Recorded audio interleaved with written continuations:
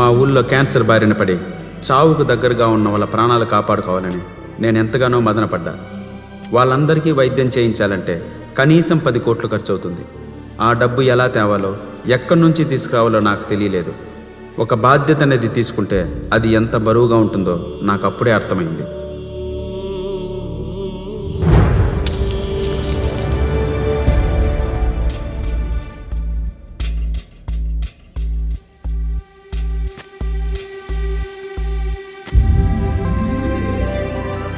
సరిగ్గా అదే సమయానికి నా చిన్ననాటి స్నేహితురాలు ప్రసన్నలక్ష్మి నన్ను కలవడానికి వచ్చింది. మాటల్లో తను ఎలక్షన్లో ఎమ్మెల్యేగా పోటీ చేస్తున్నట్లు, దానికి నా సపోర్ట్ అడగడానికి వచ్చినట్లు చెప్పింది. ఒక్కసారిగా నాలో కొత్త ఆలోచన, ధైర్యం వచ్చాయి. వెంటనే మా ఊరి క్యాన్సర్ సమస్య గురించి, వైద్యానికి కావలసిన డబ్బు గురించి అడిగేశాను.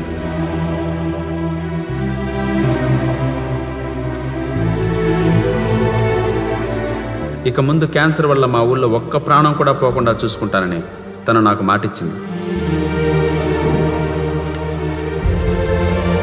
మా ఊళ్ళో అన్ని ఓట్లు తనకే పడేలా చూసుకుంటానని నేను తనకు మాటిచ్చాను. ఆ సోమల గ్రామ ప్రజలారా, ఎప్పటి నుంచో ఎవరెవరినో నమ్మాం. వాళ్ళు చేసింది లేదు, పీకింది లేదు. ఒక మంచి మనసున్న మనోరమ్మాయి నమ్ముదాం. మన సోమల గ్రామాన్ని పట్టి పీడిస్తున్నటువంటి క్యాన్సర్ మహమ్మారిని తరిమి తరిమి తరిమి కొట్టాలంటే నల్లూరి ప్రసన్న లక్ష్మికే మనం ఓటేయాలి. నాగలి గుర్తుకే, నాగలి గుర్తుకే, నాగలి గుర్తుకే. నేను చెప్పేది జాగ్రత్తగా వినండి. మీరు ప్రసన్న లక్ష్మికి ఓటేసేటప్పుడు మీ వేలి మీద పడే సిరా చుక్క మన సోమల గ్రామ అభివృద్ధికి ఒక చుక్కాని అవుతుంది. ఆగండి అయ్యా, ఎలక్షన్లు వచ్చాయంటే చాలు ఆ వృద్ధి చేస్తాం, ఈ వృద్ధి చేస్తాం అని మైకులు పట్టుకుని ఊదర కొట్టేస్తారు. ఎలక్షన్ లో గెలిచాక మా ఊరి రోగాలు తగ్గించరు, మా ఊరి ప్రజల్ని క్యాన్సర్ నుంచి కాపాడరు. వెళ్ళండి అయ్యా. ఇదిగో మాలిఫ్ తాత, ఇదే ఆవేశం నీకు 30 ఏళ్ల క్రితం వచ్చింటే మన ఊర్లో ఒక్కరు కూడా క్యాన్సర్ వేత్త చనిపోయేలా కాదు తాత. రాక రాక మనకు అవకాశం వచ్చింది. ఉన్న 15 మందినన్నా కాపాడుకుందాం. నమ్మండి, నమ్మి తీరాలి తాత. గోవిందు, ఆ 15 మందిని బతికిస్తే చాలా? ఆ 15 మందిని బతికిస్తే మీకు సరిపోతుందా? ఆ 15 మంది క్యాన్సర్ పేషెంట్లకి తన ఫ్రెండ్గా నేను ఇప్పుడే ట్రీట్మెంట్ ఇప్పించగలను.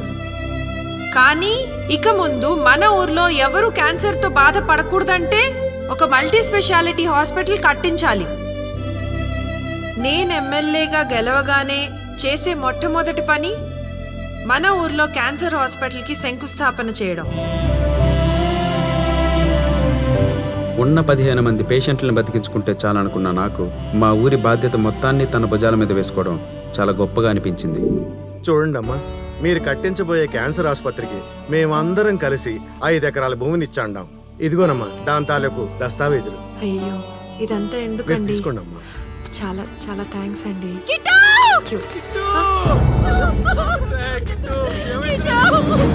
ఏమైంది సుబ్బా? ఏమైందో తెలియదు గోవిందు. నెత్తురుగా కుంటు పడిపోయాడు. త్వరగా ట్రాక్టర్ తీరా. ట్రాక్టర్ అయితే లేట్ అవుతుంది. డ్రైవర్ మన బండి తీ. ఎవరా నానా?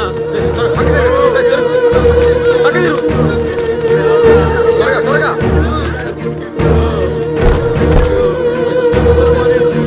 దిలీప్, తిరుపతిలో మన హాస్పిటల్కి తీసుకెళ్ళు. మీరందరూ వెళ్ళండి. హలో అంకుల్, నేను ప్రసన్నని. మా ఫ్యామిలీలో ఒక చిన్న బాబుకి ప్రాబ్లం అయింది. మన హాస్పిటల్కే పంపిస్తున్నాను. తను నా సొంత మనిషి. ఖర్చు ఎంతైనా పర్వాలేదు. బాబు నవ్వుతూ తిరిగి రావాలి. Please uncle, please. తనకే సంబంధము లేకపోయినా ఒక పసిపిల్లాడి ప్రాణాలు కాపాడడానికి తను పడ్డ తపన చూస్తే ఆ క్షణం మా ఊరి కోసం వచ్చిన దేవతలా కనిపించింది. అప్పుడే తన గెలుపు మీద నాకు పూర్తి నమ్మకం వచ్చింది.